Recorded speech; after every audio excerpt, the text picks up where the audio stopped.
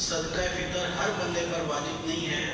صدقہ فطر کے لیے صاحب نصاب ہونا ضروری ہے، یعنی جس کے پاس 4,83,000 روپے موجود ہیں اس پر صدقہ فطر واجب ہوگا۔ زکوٰۃ اور صدقہ فطر میں صرف ایک ڈفرنس ہے، ایک فرق ہے۔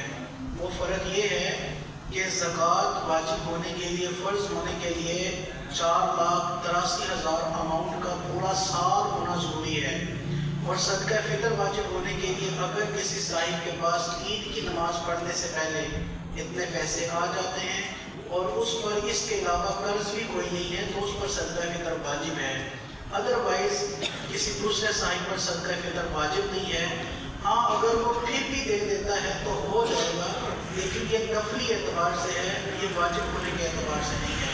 اور یہ عید کی نماز پڑھنے سے پہلے دے دینا جو سنت طریقہ ہے، سنت طریقے سے ادائیگی ہے، اور اگر کوئی عید کی نماز پڑھ دیتا ہے نہیں دیا تو اس کے ذمہ پر یہ واجب ہوگا، بعد میں بڑھنے سے پہلے اس کا دینا یہ ضروری ہے۔ اللہ کریم ہمیں عمل کی توفیق عطا فرمائے۔